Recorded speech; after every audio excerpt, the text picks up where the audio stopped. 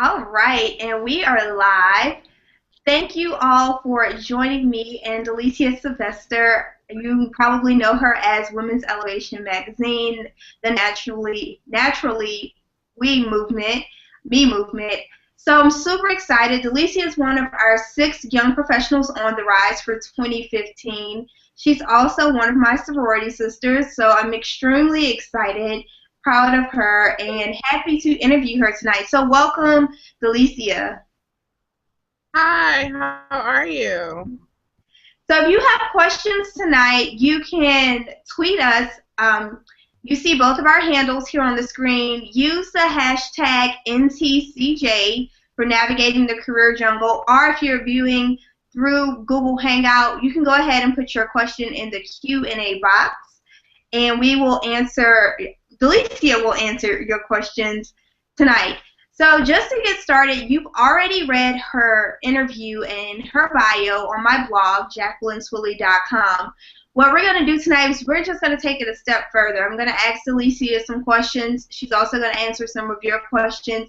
We're just going to take it to another level to find out about her life, her career, her journey, how it is being a CEO and a mom and managing it all. So without further ado, I'm going to start it off with asking, what is your career inspiration? Oh, wow. My career inspiration, I always take it back to family because the reason I even started what it is that I'm doing is because of my daughter. I tell everybody, I'm like, I went through a mid-20s crisis.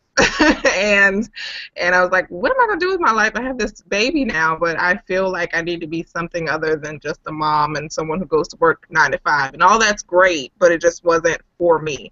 So inspiration for even beginning my career or doing Women's Elevation magazine was my daughter, because I wanted to be able to inspire her when she grew up and have her have something positive to look to. So that's really my inspiration. So now that we know your inspiration, take us through your career journey, I guess starting from your major in college as an English major to what you did after you graduated and what you're doing now. Okay. Well, I majored in English, and I graduated from University of Maryland University College, and I did not know.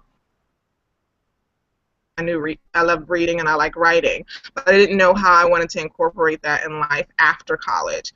And everyone was like, well, you're going to be a teacher, right? And I'm like, no, I don't really deal with other people's kids that well, so I don't want to do that as a full-time, everyday thing. So I actually had already had a job. I had been working since I was 16.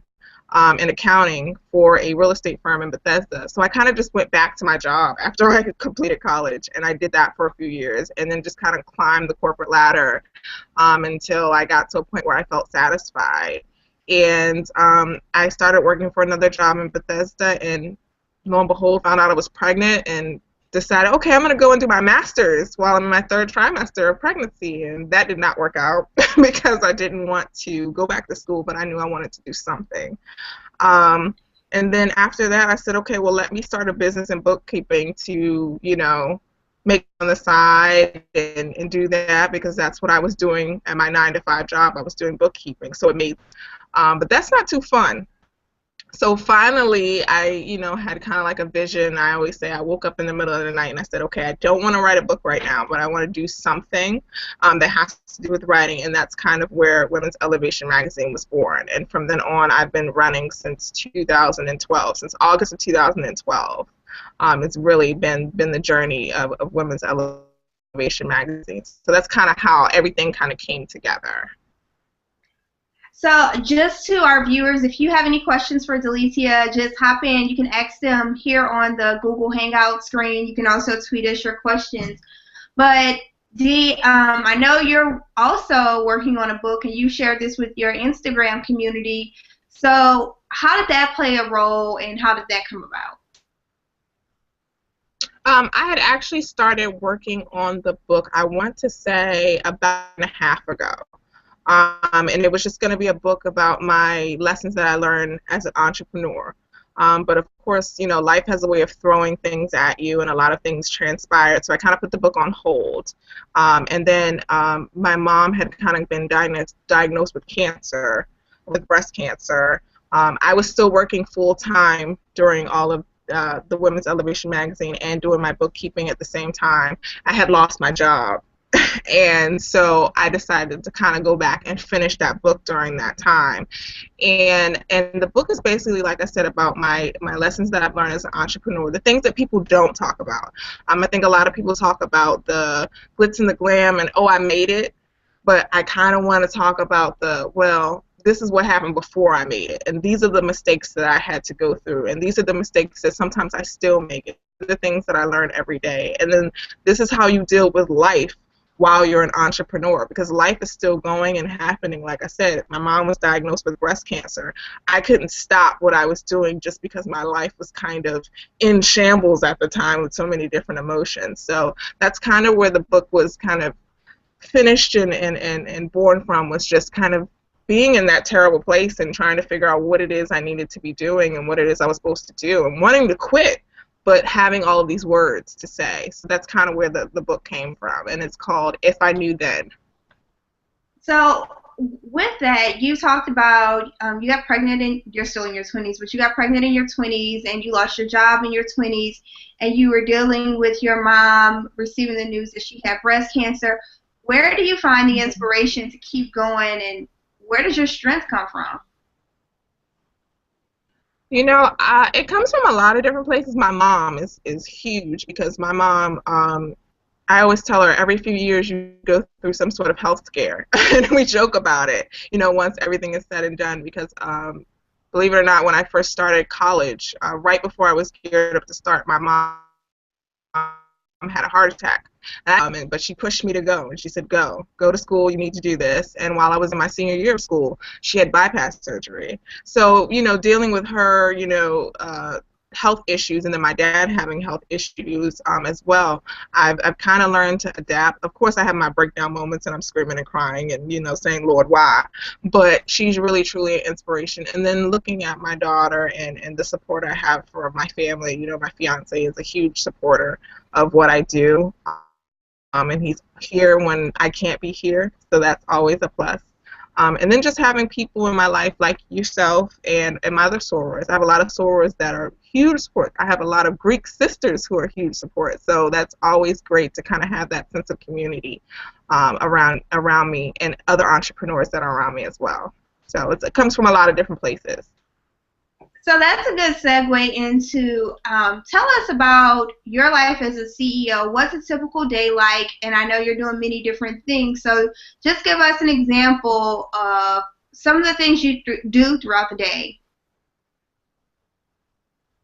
Well, it varies from day to day, but, just checking in with people, emailing, and trying to find new stories to cover, reading the newspaper, seeing what's going on, emailing people about writing positions, having conversations with other entrepreneurs, not necessarily about what I do, but about what they do, to see how we can help each other, coming up with new ideas to what we're going to do for the next month. I'm always thinking a month ahead, so whenever you all are reading an issue, I'm already working on the next one. So I don't really have time to sit down and look at the finished product and say, oh, let me read this as like, the consumer, because I'm already working on like April's issue right now while you all are enjoying March. So I'm doing that. I'm conducting interviews. So those things are part of my typical day. And then being a mom, that's like a full-time 365, 66, and with the leap year, 24/7 job. So, just taking care of my daughter and making sure she has what she needs, and then being a fiance and a daughter and all of those things kind of affect my day. I still do bookkeeping, so I still do that. I didn't let go of that business. It's still a business for me, and it's profitable. So, you keep things that are profitable for you. Right. So I also have to juggle that as well, and kind of switch modes and go back into like the analytical number side. So, and we're in tax time right now, so you can imagine how crazy I am right now. Yeah, I can only imagine how you're publishing magazines and you're doing tax preparations at the same time. We have a question here. It says, what is the top thing you would like to share if you knew then with new entrepreneurs? Uh, if I knew then, one of the things that I talk about a lot is not jumping ahead of your business. That was something that is so key for people to learn and understand. And what is, you want everything now. You want your business to be, on 100, but you need to take the 1 to 99 steps in order to get to 100. And not a lot of people have the patience for it, and not a lot of people have the drive for it, because you're going to go through a lot of days where you don't get what you want. So you can't, if you're on level 25, you can't jump ahead to level 50, because you're not going to be able to execute level 50 properly, because you're still on level 25. You haven't learned the necessary skills to be able to incorporate or implement what you need to do in order to get level 50 looking the way it's supposed to look. So that's one of the key lessons that I learned, was that I had to kind of stay put. Don't just have tunnel vision. Don't look at what someone else is doing or what other people are telling you you should be doing. You might not be able to execute it properly, and then you kind of fail and you fall on your face, and then you don't know what to do then, because you're all out of whack. So that's a key thing that I like to tell people, is just take your time. It'll happen when it happens. And I think that's good. And Dee, can you share with us something that you experienced that was a failure but you learned from, and what you've done as a result of that failure? I would say a failure that I've experienced.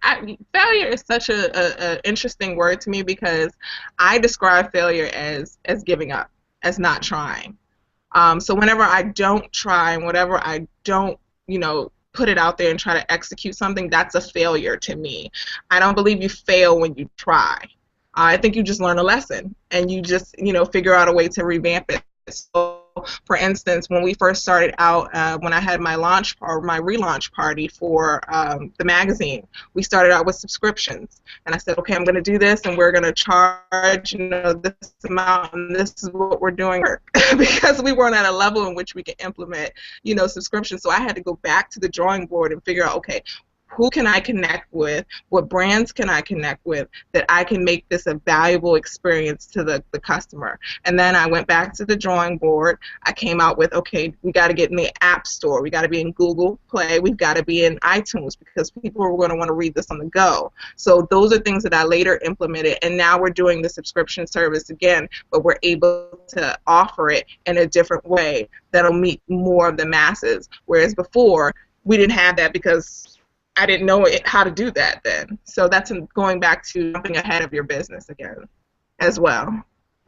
And I think those are some really key lessons, and you can implement that in any industry that you're in. You got to learn what the basics before you can move ahead. And it also speaks to the testament of perseverance, that when it didn't work, you didn't shut down the magazine and say, hey, that's it, I'm done, I tried it. You just refocused and found something else that you can do, and I really admire that in you. So a little while earlier, you mentioned during your day you balance being a mom and a fiance. How does that impact the business, and as the magazine articles that you select and the things that you write about, does your family play a role in that? Almost definitely. The reason why I even started it was because I got tired of seeing all of the gossip, mags and blogs, and, people, and I still see it to this day, people are talking about, Chris Brown is having a baby. Okay, that's great, but how does that benefit someone's life? I want to report and talk to people who are about inspiring others, who are about using their life story to share a lesson. And that really plays a part in what I choose and who I choose to work with and who I choose to put on covers or even inside. Because I want you to have something of value when you read it. I want you to take something from it and say, hey, so-and-so did this. She was, we just read a story about a young girl named Allison. She was adopted, at an early age. And now she's gone on to become a great ballerina. Let's listen to her story. Let's see how she did that. Let's see how her family inspired her to do that, because she could have gone a whole nother route. You know, she was coming from another country. So, you know, I choose stories like that because I really truly want to have something that's inspirational, and it's something that we need. We have enough negativity in the world. We have enough crap. We have enough, you know, fun stuff that we just talk about so that we don't think, but sometimes we have to think. We can't escape that. So that's what I really want people to get from the magazine and the blog. Is I want you to think and I want you to be inspired. So, as an entrepreneur, how do you go about building strategic partnerships? And if I'm on your website, I see ads. When I flip through the magazine, I also see ads. What's that process like? It's an interesting process. It has definitely changed throughout the years. I don't just pick up anybody, and I think that's key because I can't have an ad or a sponsor that's selling you cigarettes or selling you alcohol when I'm about inspiring people. That doesn't quite fit. Yes, the money is there. Yes, it's great, but everything's not about money. You know, you have to kind of align yourself with people that make sense to your brand, because everything's not going to make sense to your brand. You also have to get to know the person. I like to talk to the person and have a one-on-one with the person behind their business and say, okay, what are you about? Because I have my good judge of character, so I can pretty much tell those that I really want to work with as opposed to those that I don't think will kind of fit with the brand and what I'm trying to do. So that's kind of how I'm a very, very feelings person as well. I feel like that's really a part of business. I think you have to with you some common sense and some instinct along with some business sense. So that's kind of how I go about choosing the brand partners that I work with and people that I promote and the people that I kind of barter or, you know, get advertising sponsorships and things like that from.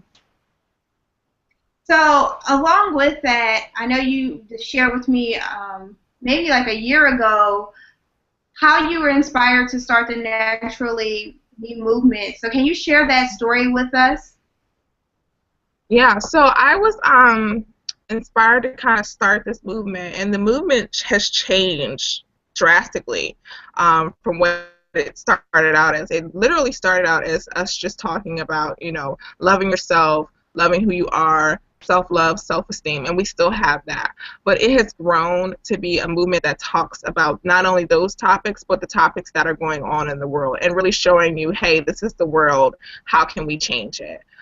If you follow us on Instagram, you know I have a really loud mouth and I talk about a lot of different issues, you know, from everything that's going on in the news today.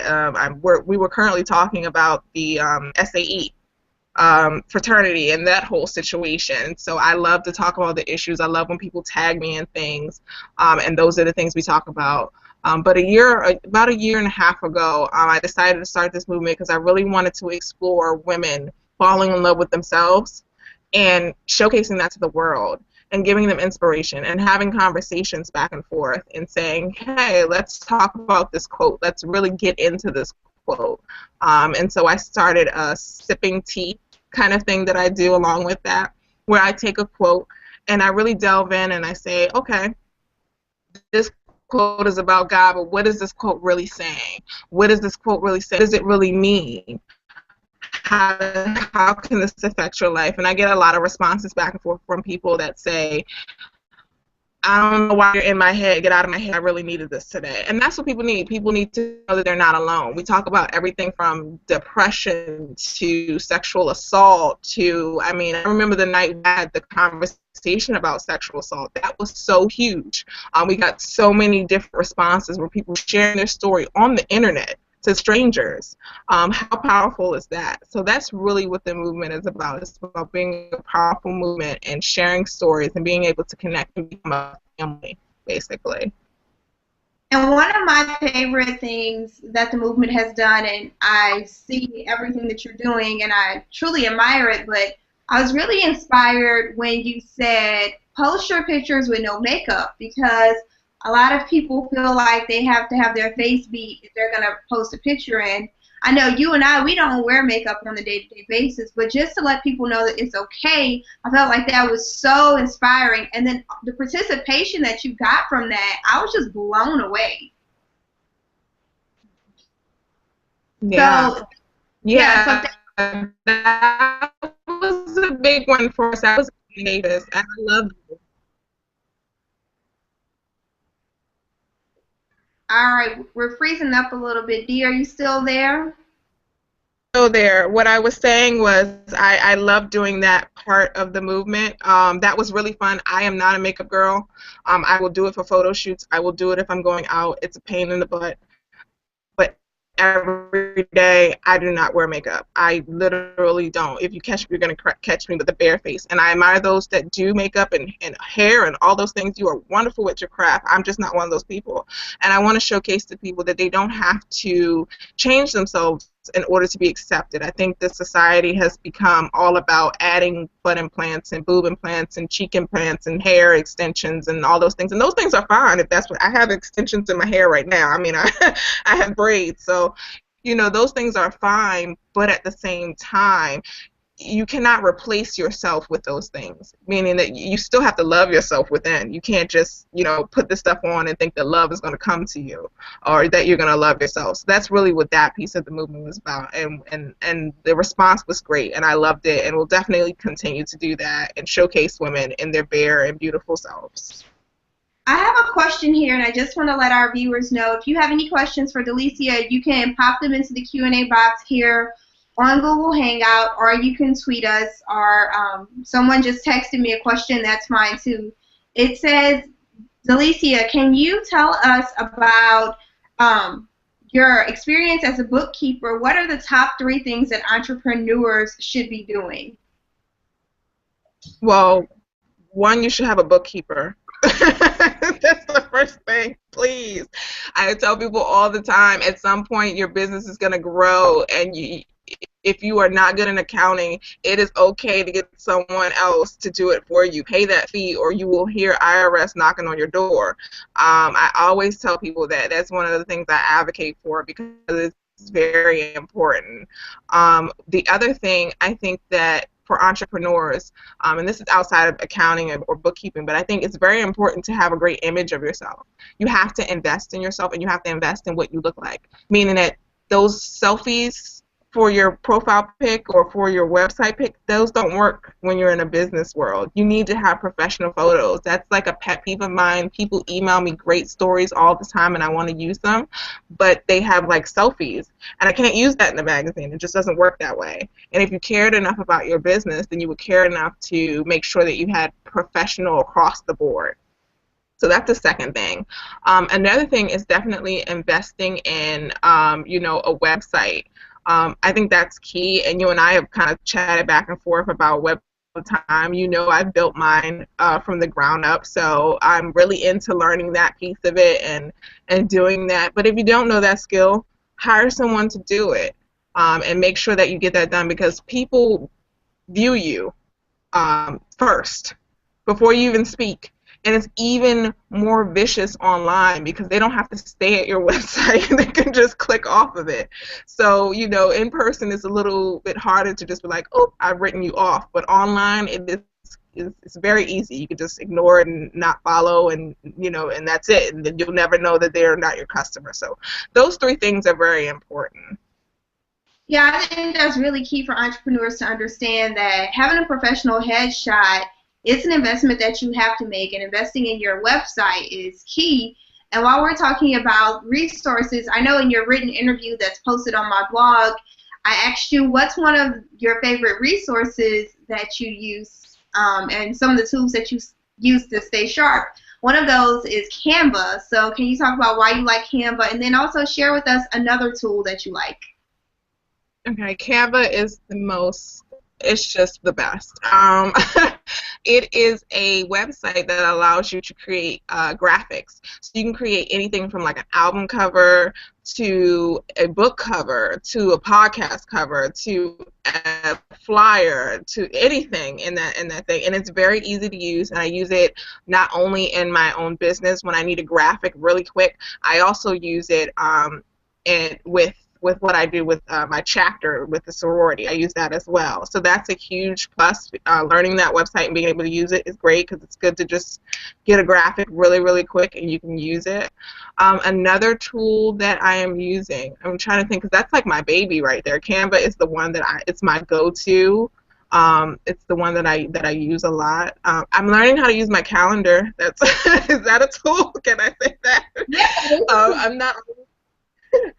I'm not always the best at using my calendar. Sometimes I forget things, so that's a big tool for me. I tried Hootsuite. It didn't work for me. I don't like the way it works. I kind of like to log in and to my Instagram and then click the button that says share everything and then just do it that way. I like the personal connection of logging into my social media, so things like that don't really work for me, but I know that it's good for other entrepreneurs, so I would recommend that for other entrepreneurs to save time and energy. So those would be my things. Using my calendar is definitely a new one. That brings me to another question that I had that actually just came up on my phone. It says, how do you manage all of your social channels and how many people are on your team? So this is going to shock probably a lot of people. I handle my social media, and that is one thing that I am proud to say, because people are like, so you have like interns and you have like people, and I'm like, no, I like social media and I like to talk to people and I like for people to feel like they have a connection with me.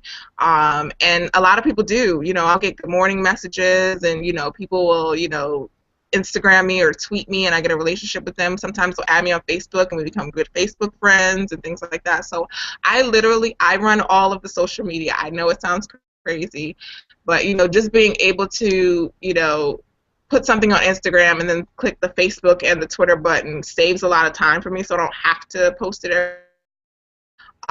Sometimes I do log in and say something on one account that I might not put on another, but my primary source or the primary thing that I use right now is Instagram, because we have such a great, you're on my Instagram, we have such a great bond on Instagram.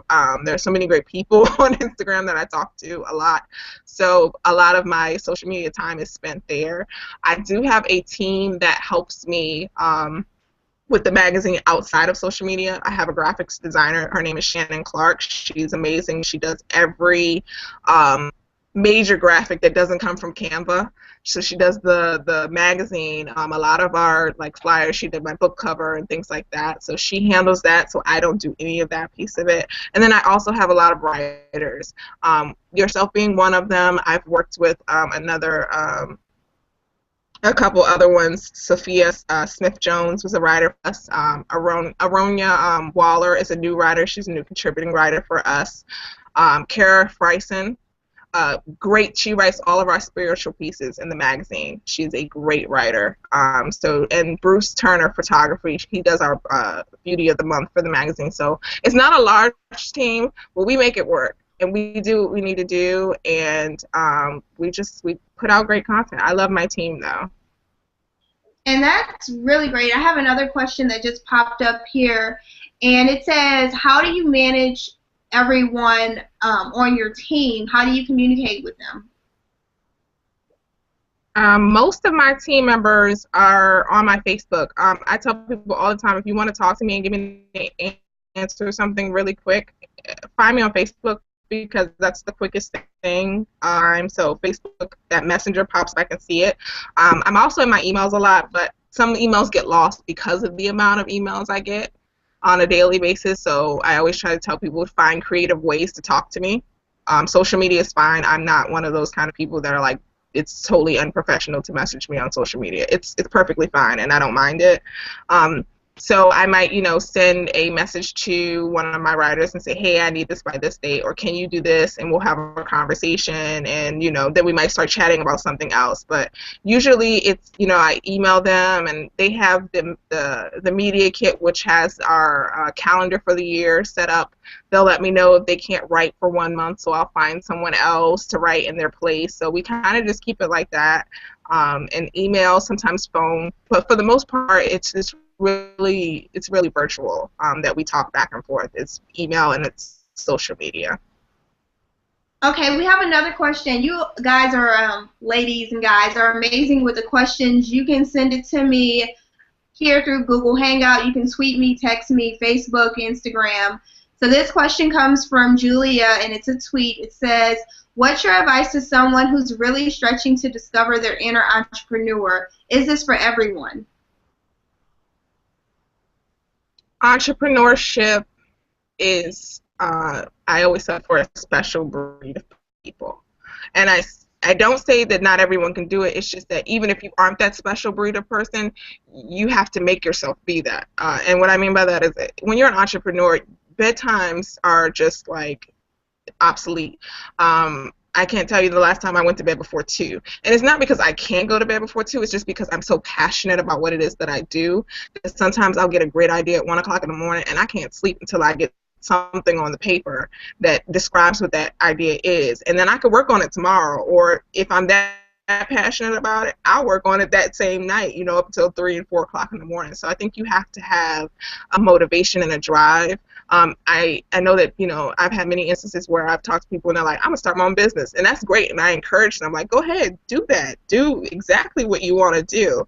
But I think there's a difference between saying you want to start your own business and then actually going out there and being able to do the steps. And the other thing you have to think about is it might not be your time yet. It just might not be time for you to go out there and venture. You have to be in line with the time. And, you know, your great idea might be great 5 years from now when you don't have, you know, school or, you know, your whatever it is that you're working on, your work life or whatever's going on in your life. You might have to put it on hold for a second. And I know a lot of people preach about, you know, if you have a passion, go right ahead and go forward and get it done and start now. And that's true. You should start. But you also have to think logically and you have to use common sense.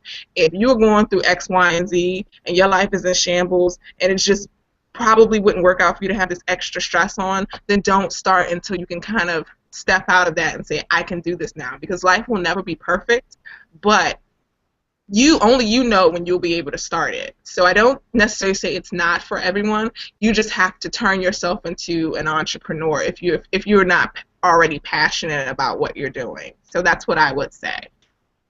And then give us some of the basics for someone who's starting out on this entrepreneur journey and let's say they have no idea where to start. What's the first 2 things that they should be doing besides getting their professional headshots and their website?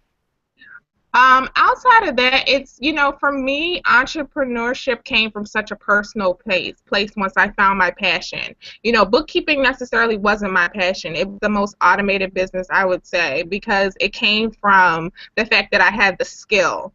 I had a skill for bookkeeping, so that's where that came from. Therefore, it was easy for me to turn it into a business. However, although I studied English in college, I did not necessarily have the skills to put together a magazine the way you see it now. All of these things are learned skills, so you have to be open, and you have to search yourself and figure out what your passion is. Because anybody can have a business. Like I said, I have a bookkeeping business, but it's not my passion. It's what I do because I know that I can do it, and it's a profitable business. However, once you find your passion, I think you have to be able to open yourself up to learn new skills, and you have to open yourself up to try. And in the basics, in the beginning, you have to be okay with that you don't know everything. Get a mentor. That's key. Having a mentor is definitely key. And when you are starting your business, even if they're not in the same field as you, just being able to talk to another entrepreneur and bounce ideas. One of my mentors in the beginning was Cheryl Wood, and Cheryl Wood was a speaker in the DMV area, and she's done lots of touring in terms of business. Had nothing to do with me starting a magazine, but she was such an inspiration and so helpful to me and made me think outside the box. So I would say get a mentor. That's definitely key. And also research your company. Research exactly what it is that you want to put out there. Research it. See who's already doing it. See what you like and what you don't like. Not so that you can copy it, but just so you can figure out what your lane is in that genre. So those are the other things that I would say are definitely key. I own a magazine, but that doesn't mean I don't have a subscription to Essence. I read Essence all the time because I want to research and I want to know and I want to see what they're doing. I might find something I like and want to see, how can I incorporate that into my lane? Not necessarily being the same as them, but how can I incorporate what they're doing? And that's great. I actually have a question here from Katie, and Katie asks something that you just touched on. It says, how do you find a mentor?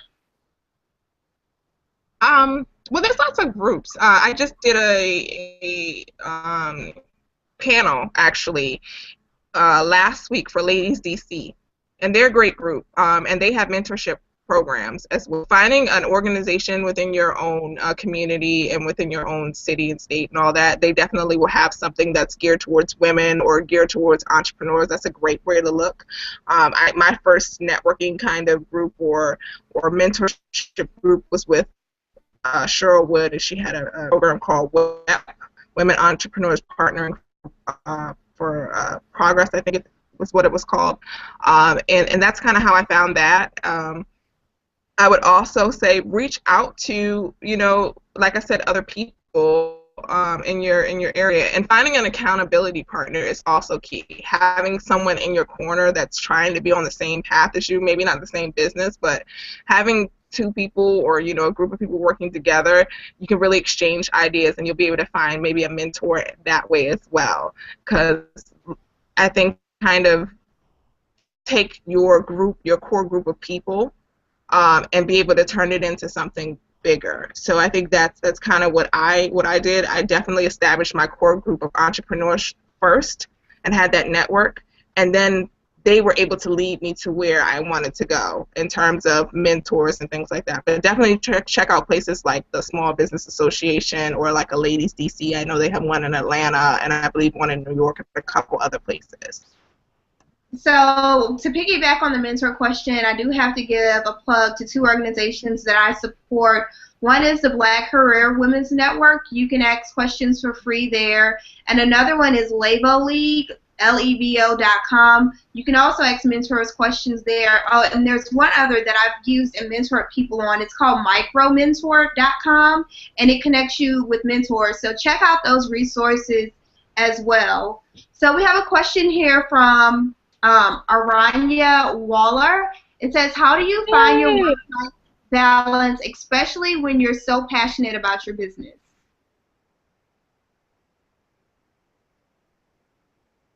Hey girl.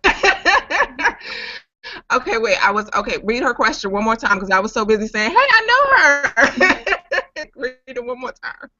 It says, how do you find your work-life balance, especially when you are so passionate about your what business?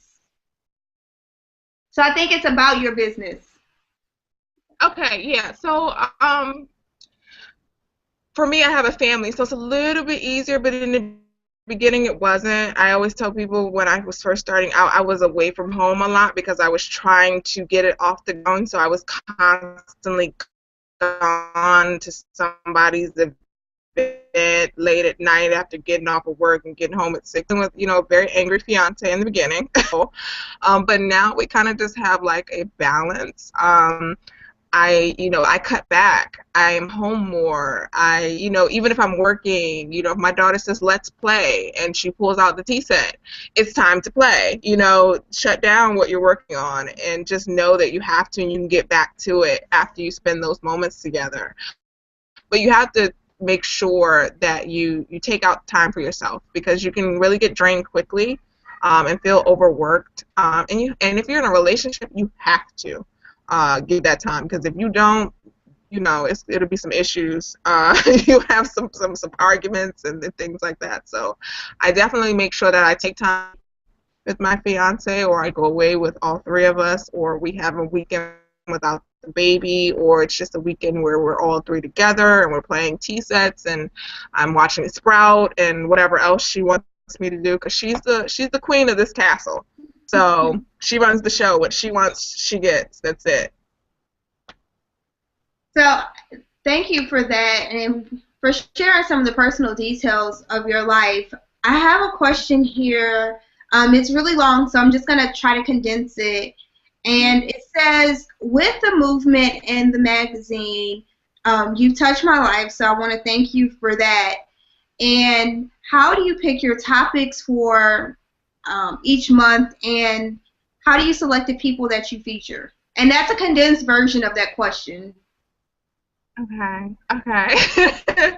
Well, thank you to the person that wrote that question. I'm glad I touched your life, and I'm pretty sure if you follow me, you're probably touching my life in some way as well, because everyone that follows me touches my life in some way. So thank you for that. I have a media calendar that I kind of sorry, editorial calendar that I developed, that we used. It doesn't change that much. We kind of have a general topic that we talk about for each specific month.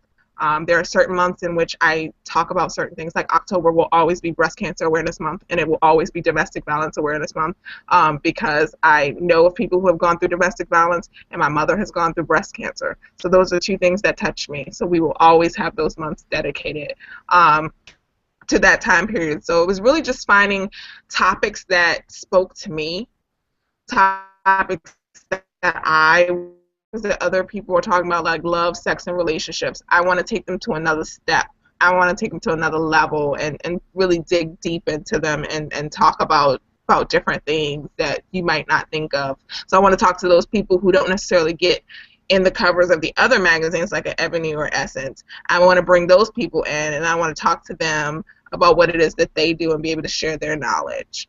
So that's kind of how the topics go. My team is very influential in the topics as well. Like last month, we did not last month, this month actually, the article is called Black Feminism. And I specifically asked Aranya Waller, I said, hey, I love you and what you talk about on Facebook. You are a powerful, militant woman that I want to hear roar. I told her, go out, write me something. And she says, well, what do you want me to write? And I'm like, write me something for Women's History Month. You got it. And I trust my writers, and I want them to speak from their heart. So I think that's the difference. I'm not about telling them what to write. They tell me what they're going to write, and I approve, or I say, we'll add this in. So that's really that aspect of it. And choosing features, that process still comes kind of from my heart. Like I said, I try to find people who don't necessarily get the coverage. We do have a couple celebrity people that we talk to, and that I've been blessed and able to speak to, but I always have a section where I am spotlighting someone who no one may know, or not a lot of people may know. So that's something I always try to do with both. Really, just you might not fit with that month's issue, but I'll save you in the back of my mind. I'll keep your email, I promise, and I'll see if I can fit you in somewhere else, if not in the magazine, on the blog somewhere. So that's kind of how I choose where we put things. So I have another question, and it says, this is awesome, thank you. How do you balance work and family, which this was just asked, so thank you for the question. I did want to give you a shout out for the question, but you just answered the work and family balance question. Let's dive into something deeper and talk about how you interact with your Twitter followers and your Instagram followers and Facebook. And you mentioned this earlier, but how you take those connections just from being a like or a share or a retweet and turning that into a personal relationship. Because I think a lot of people miss that aspect of social media, and I know you've done a great job. We met through Instagram initially. Someone tagged me in one of your posts, and I mean, we just nurtured this relationship.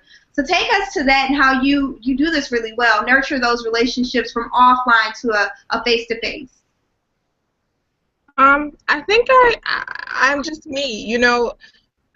Even though I talk a lot and I have just this big mouth on social media, and I know y'all are like, oh, she's talking all this stuff.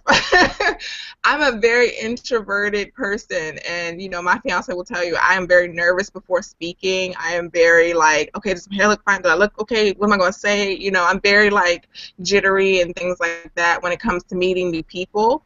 Even with phone conversations, I'm very jittery and kind of nervous. So it's kind of crazy how social media and being behind a phone can kind of help as a negative, to kind of like, you know, play big bad wolf, you know, but I'm not that kind of person. I've been able to kind of get relationships with people because I'm interested genuinely in what they're doing in their lives and helping them and inspiring them. And I think when you start from that place, you can only, you know, get a relationship with someone. And a lot of the people I featured along the way, including yourself, I have met through Instagram. because I started following them, and I was like, okay, what are they doing? What do they have going on? What are they working on? And then I'll shout them out, and I'll share what they're doing because I believe in them. And then we'll garner a relationship, and we'll say, okay, well, hey, here's my email. Okay, well, let's set up a time to talk. People, and I'm one of them. I'm like a texting fool. I love to text, but I will definitely make sure that I say, let's set up an hour where we can have a conversation, and I can get to know you and you can get to know me, and the topics will go from, starting talking about business to talking about personal life. So I think those things are important. I think that's why I've been able to get some of the opportunities that I've gotten, because I'm a very humble person and because I come from a genuine place and people can sense that. So that's how I've been able to kind of gain that support and have people support the brand and share it and read it and all of those things and invest in it. So that's kind of how that's happened. And, of course, sharing topics that they like that start out the following process in the first place. So our next question is, you mentioned that people can pitch you an idea. How do I get in touch with you if I have a story idea? If you can email me, and I will definitely tweet out my email address, but my email address is info@womenselevationmagazine.com. It's very easy to remember, and all those emails flow to my Gmail because Gmail is so much easier to deal with, and our Gmail is womenselevationmagazine@gmail.com. So that's the easy way. And then the other thing is that, like I said, tweet me, Instagram message me, find me on Facebook. I'm not a scary person, and sometimes you have to kind of bash me over the head with an idea and say, hey, I emailed you, or because, like I said, I get tons of emails for stories and pitches every single day, and I have a lot of different things I'm working on. So I might read your email and forget to just get back in contact, and that's happened before where I read an email and I got back in contact with them 2 months later and said, hey, do you still want to do this? And of course they're open because they want to do their story and they want to have it, but I tell people don't think that if I don't respond that I'm ignoring or that I don't want to deal with you, because that's definitely not the case. Sometimes you have to set up those parameters, like we're doing a thing where we're looking for models and photographers and things like that for our April issue so that we can feature people. And I told people right off the bat on Instagram, if you send me pictures that are not of high quality, you will more than likely not get a response because I don't have time to sift through you not reading instructions. So unless it's detailed like that, other than that, I try my best to answer all of them. I really need 3 of me though. So I have a tip for those people who are sending you the selfies and they want to be featured in the magazine or on your blog. Folks, it doesn't take a lot of money to get started. Buy a $50, $75 Groupon or Living Social deal. You can go to Sears and take some nice pictures with a nice background. My very first pictures, I took them at Sears. And then my first professional headshot, I bought a Groupon. Until you have the funds to do it, make a way. You spend $50 on food in a month so you can not go out to eat, so you can get some high quality photos if it's something you're really passionate about. So our next Amen. Amen, amen, amen. Say it 2 times. I'm sorry, go ahead. So our next question is, it just says, D, can you tell us about love? Follow you on Instagram, and you talk about it from time to time. I enjoy your perspective. So I don't know how you want to take this question or comment. It says, tell us about love. So. Oh, man. Who is this person? No, I'm just kidding. Love. Such an interesting little, and like I said, my fiance is right across from me, so I have to pick my words carefully.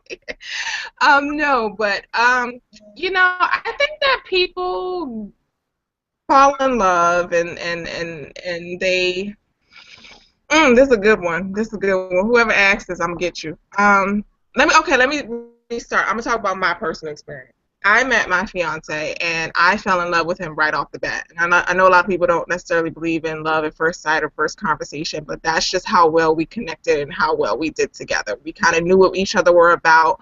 We gelled from the conversation, and we were inseparable right after that. we, we've been together 5 years.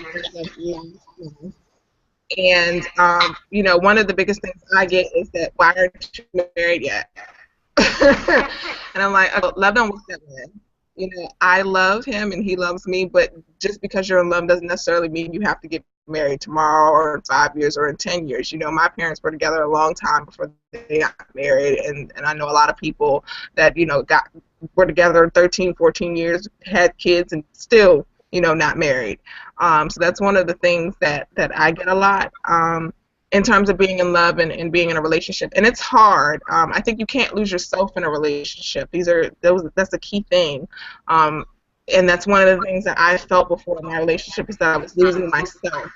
So I started things like my, business, and, decided to venture out and do something different to make sure that I could still retain DeLisha and who I am as a person, and not become someone's fiance and someone's mom. So I think, don't rush love. Don't look for love, because love will come when you least expect it. I wasn't looking for my fiance. I was over men. I was like, I'm done. Someone had broken my heart to pieces and shattered it. And I said, to heck with everybody. So it was when I didn't expect it that it came. And it's not perfect. It's not 100%, groovy and great all the time. Sometimes I want to throw them off the balcony. But, we make it work. We love each other. And that's basically what it's about. It's about loving yourself, and also loving yourself enough to love someone else. Well, thank you for answering that question. We have about 8 minutes left. I'm getting your tweets. Thanks for the participation tonight. If you have any questions that you want to get in these next few minutes, go ahead and you can tweet me or DeLisha. My handle for tonight is NTCJ. It's right there on your screen.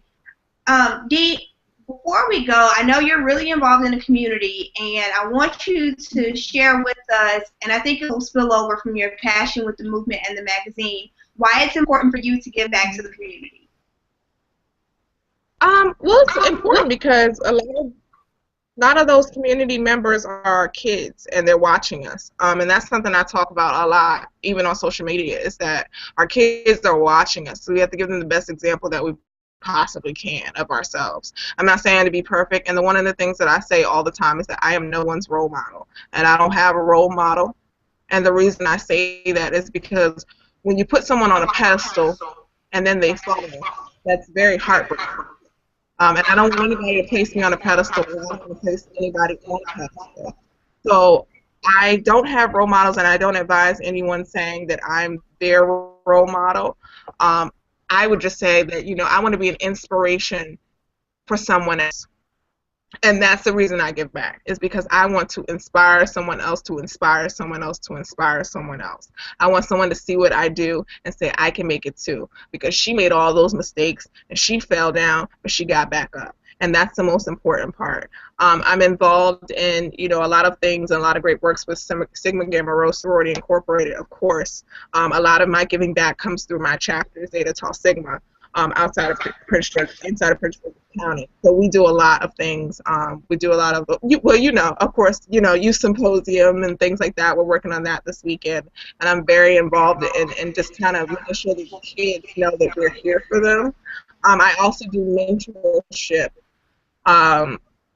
People contact me and they say, hey, would you like to be my mentor? I've gotten that a lot over the last few years. I'm like, I don't know why you want me, but sure, I'll try to give you what I've learned along the way. So I'm very involved in that aspect as well. And I try to make it out to everything, but like I said, I'm a very introverted person. It was hard to get me out all the time, but I am all about spreading the word about positivity and making sure that things are known. So just making sure that the word is out about different events in the community, that's important to me. And that's one of the biggest things that I say, is that you don't always have to be the one protesting. Sometimes you have to be the person that's behind the computer talking about it and keeping it in the person's mind. So that's one of the biggest things that's important to me. So I have another question. It says, do you have a mantra or a quote or scripture that you reference frequently?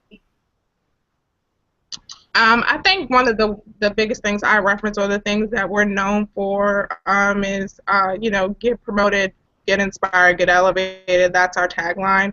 But the thing that started out for me was be blessed and be determined, and be inspired. Those are the biggest things for me. Is making sure that I'm a blessing to someone else, and that I'm determined to be that blessing, and that I'm inspiring someone else to do that as well. That's a big thing for me. And the other biggest thing is you wanna hear God laugh. Try to tell him what you want to do. That is a quote that I live by. I have told so many jokes to God. He has had a wonderful time laughing hard on how many times he laughed at me in my face. And so I think that's a big one for me, because as he's laughed, he's definitely provided another way and kept me on my path. So those would be the ones that I use. So we have just 4 minutes left, so I'm just going to take 2 more questions. I have one here in front of me. It says, do you have any time for yourself, and when do you take that time?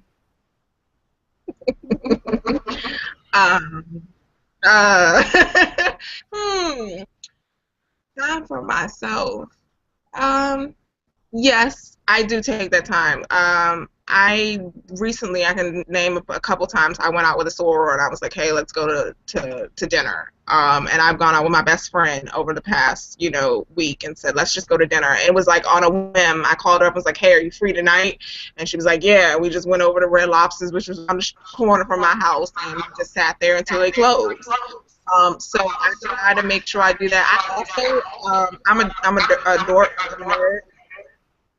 I play The Sims, and that is my game, and I don't mind admitting that I play The Sims. I've been playing it since The Sims came out, and we're on The Sims 4.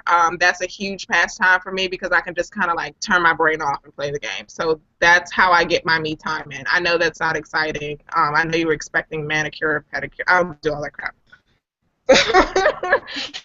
I just want to eat and play The Sims. That's it. That's good. I mean, everybody has their own detox and relaxation time, so however you get it in, get it in. So we're just about to wrap up. I have really enjoyed this. You have some great tweets of people saying that they enjoyed it. Connie Murray says she's loving to hang out with you, so thank you all for tuning in. So Dee, before we leave, I just want to get you to give us a parting piece of guidance, and then tell people how they can connect with you. A parting piece of guidance, one of the things that I learned kind of like in the past few months, or just in the past year or so, and it started after I lost my job, and one of the things I learned is that sometimes you have to let go and let God and really truly trust that it's going to work out. So that's one of the things that I want people to get. Outside of starting a business, outside of dealing with life, outside of all that, it's important to make sure that your mental health, your emotional health, your spiritual health, and your physical health is on point. So just make sure that you have a good, relationship with, God, if that's, who you believe in, really have a spiritual connection to somebody. And definitely just make sure you let go and realize you cannot control every situation. And I'm a controlling person, so for me to say that, it's taken a lot. I had to learn. And you can definitely find me at www.elevation magazine. We're on Naturally Me, We Magazine. We are on Twitter at WElevationMag. So you can put all that stuff in bio, and I'll tweet it out. All right. I know she was breaking up a little there. She was giving out her handles and the links to her website. So I'll make sure I put it on all of my networks so you can get in touch with her. This video will be available for replay shortly, probably within the next 10 minutes. So share it with your friends. You can connect with Dee. She's a really awesome, down-to-earth person. For those people who are trying to get your article submitted to her, she gave you her email address, and she's going to tweet that out as well. Dee, thank you so much for joining us. I'm sure you all can see why I selected her as one of the 6 young professionals on the rise in 2015. If you didn't get a chance to head over to my blog and read her interview, go ahead and read that because you'll get some additional insight and nuggets from her. Y'all have a good night, and I'll see you on the next one. Thank you.